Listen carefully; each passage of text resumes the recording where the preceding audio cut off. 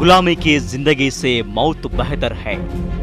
ఈ మాట అనడానికి నరాల్లో తెగింపు కావాలి.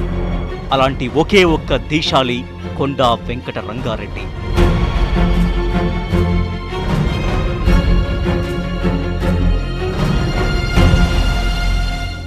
తెలంగాణ ఉద్యమ చరిత్రలో మరపురాని మహానేత. ఉగ్గుపాలదశ ఉద్యమం కడుపున బుట్టిన పులిబిడ్డ. తెలంగాణ ప్రత్యేక రాష్ట్రమై ప్రజల కలలు నెరవేరాలని పోరు ముగ్గులు పోసిన బిడ్డ. పదవులు అధికారం కంటే ప్రజల బతుకులే ముఖ్యమని తలచిన నేత. ఇవాళ ఉవ్వెత్తున ఎగసిన తెలంగాణ ఉద్యమాన్ని ముందే కలగన్న మహనీయుడు కెవి రంగారెడ్డి.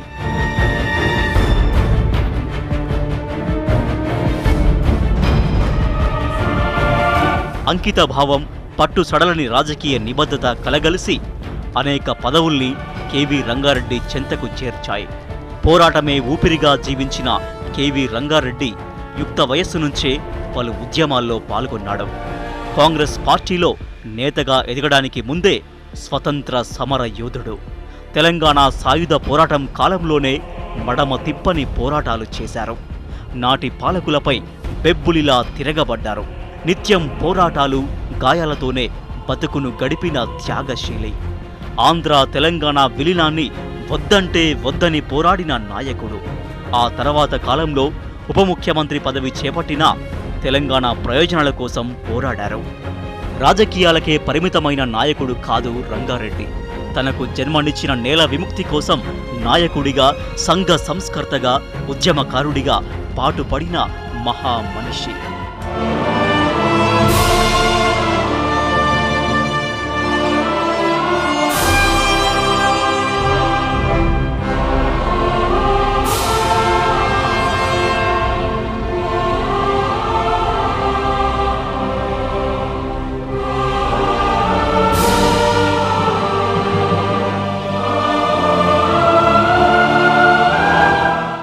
రంగారెడ్డి జిల్లా. ఈ పేరు వినగానే హైదరాబాదు మెడ చుట్టూ అల్లుకున్న ప్రాంతాలు గుర్తొస్తాయి. అయితే ఆ పేరు కొండా వెంకట రంగారెడ్డిదే అని తెలిస్తే ఆశ్చర్యపోతారు. ఆంధ్రప్రదేశ్ అవతరణకు పూర్వం ఈ ప్రాంతాన్ని అత్రఫ్ బల్లా అని పిలిచేవారు. ఇది ఒకప్పటి చేవెళ్ల తాలూకాలోనిది. కొండా చెన్నారెడ్డి, బుచ్చమ్మ ఈయన తల్లిదండ్రులు.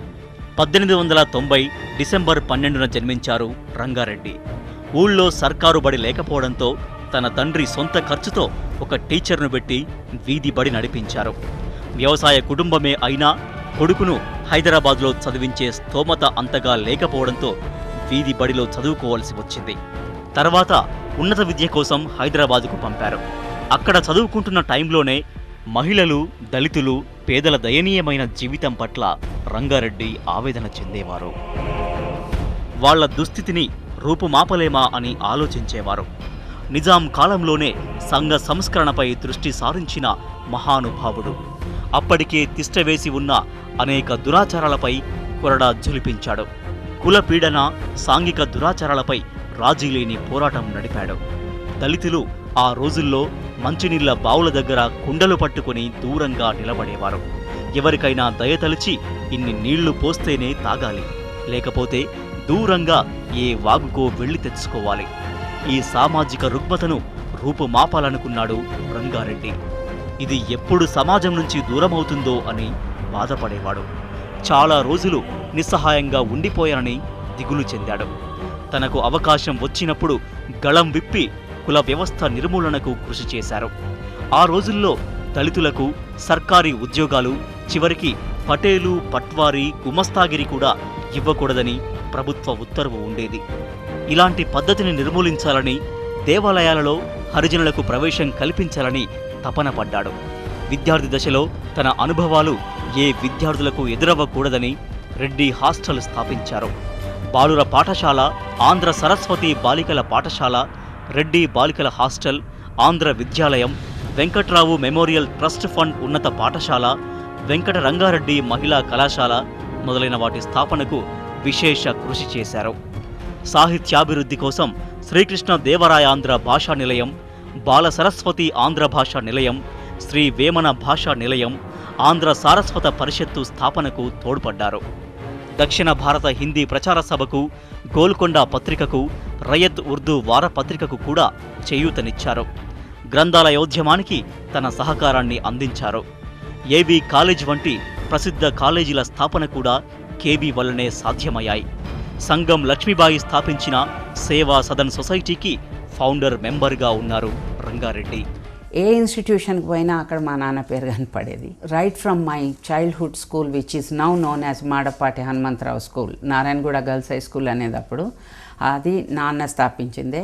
సబ్సిక్వెంట్లీ రాజాబహదూర్ వెంకటరామారెడ్డి కాలేజ్ అని, రెడ్డి కాలేజ్ అంటారు ఇప్పుడు, అది ఏవి సొసైటీ, ఏవి కాలేజ్, అది అన్నీ కూడా ఎక్కడ పోయినా నాన్న పేరు కనపడేది. తెలంగాణ సాయుధ పోరాట రోజుల్లోనే పల్లె పల్లెన ఉద్యమ మల్లెల్ని చల్లిండు కొండా వెంకట రంగారెడ్డి. 1936లో మహబూబ్నగర్ జిల్లా షాద్నగర్లో జరిగిన 5వ ఆంధ్ర మహాసభకు అధ్యక్షత వహించాడు. ఆ తర్వాత కొనసాగిన రాజకీయ ప్రస్థానంలో ఏనాడు మడమ తిప్పింది లేదు. ప్రజల కోసం పట్టిన పట్టు వదలడు. ప్రజలకు నష్టం చేస్తదనుకుంటే దేన్నైనా వ్యతిరేకించే నైజం రంగారెడ్డి సొంతం. తెలంగాణను ఆంధ్రాలో కలపాలా వద్దా అన్న విషయంపై ఆ రోజుల్లో కూడా కాంగ్రెస్ అధిష్టానం ప్రజాభిప్రాయాన్ని తెలుసుకునే ప్రయత్నం చేసింది. ఈ సమయంలో రంగారెడ్డి చూపిన తెగువ అసామాన్యమైంది. తెలంగాణలో 95% మంది విలీనాన్ని వ్యతిరేకిస్తున్నారన్న విషయాన్ని ఆనాటి ప్రధాని నెహ్రూకు నిర్ద్వందంగా చెప్పిన నాయకుడు కొండా వెంకట రంగారెడ్డి. అందుకే అధిష్టానానికి రంగారెడ్డి అంటే వెన్నులో వణుకు.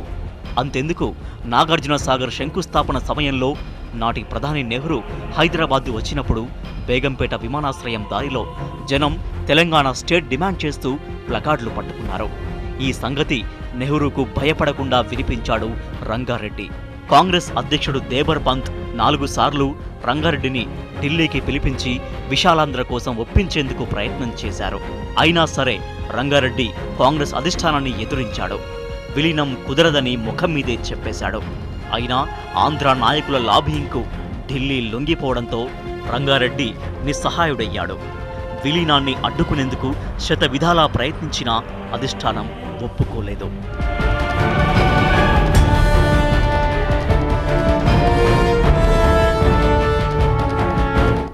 నిజాం సంస్థానంతో పాటు హైదరాబాద్ శాసనసభకు ప్రాతినిధ్యం వహించిన కేవీ పెద్ద మనుషుల ఒప్పందంలో కీలక వ్యక్తి.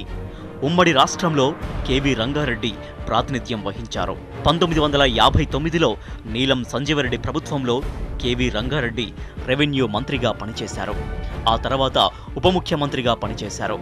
బూర్గుల రామకృష్ణారావును ముఖ్యమంత్రిని చేయడంలో, ఆ తర్వాత ఎదురైన రాజకీయ సంక్షోభాల్ని దాటడంలో రంగారెడ్డి కీలక పాత్ర పోషించారు.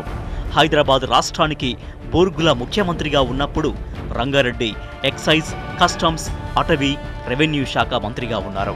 ఆంధ్రప్రదేశ్ ప్రభుత్వంలో హోం, రెవెన్యూ, మద్య నిషేధ, రిజిస్ట్రేషన్, పరిపాలన, భూ సంస్కరణ శాఖల్ని కూడా నిర్వహించారు. దామోదరం సంజీవయ్య హయాంలో ఉప ముఖ్యమంత్రిగా ఉన్నారు.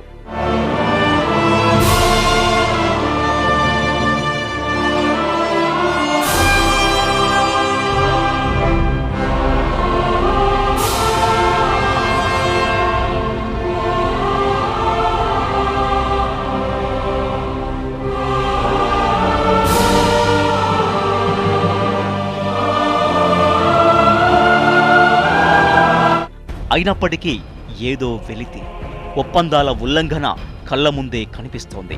అడుగడుగునా ఆంధ్ర పెత్తనాన్ని సహించలేకపోయాడు. ఈ అన్యాయాన్ని దగ్గరుండి చూసిన రంగారెడ్డి రక్తం మసిలింది. ఈ పరిస్థితులే ఉద్యమంలోకి రావడానికి ఊతమిచ్చాయి. అప్పటికే తెలంగాణ ఉద్యమం ఊపందుకున్నది. నాయకుల్ని చర్చల కోసం ఆహ్వానించారు. తెలంగాణ ఒప్పందాల అమలు ఆంధ్రుల దయాదాక్షిణ్యాల మీద ఆధారపడకూడదు. అది వారిచ్చే బిచ్చం కాదు. తెలంగాణ ప్రత్యేక రాష్ట్రం కావాల్సిందే అని ప్రకటించిన తెగువ రంగారెడ్డిది. ఆ రోజుల్లో తెలంగాణ ఉద్యమ సెగను రగిలించడానికి కాలికి బలపం కట్టుకుని తిరిగిన మహానేత రంగారెడ్డి. అధికార పార్టీలో ఉండి తెలంగాణ కోసం గిరిగీసి నిలబడ్డాడు. ఆనాడు సిద్యాంబర్ బజార్లో కేవీఆర్ చేసిన ప్రసంగాన్ని బతికున్న వారెవ్వరూ మరిచిపోలేదు. తెలంగాణ ప్రత్యేక రాష్ట్రంగా అవతరించాలన్న కోరిక తీరకుండానే 1970 జూలై 24న కేవీ రంగారెడ్డి తుది శ్వాస విడిచారు. ఆగస్టు 15, 1978న హైదరాబాద్ జిల్లాను విభజించి రంగారెడ్డి జిల్లాగా నామకరణం చేశారు.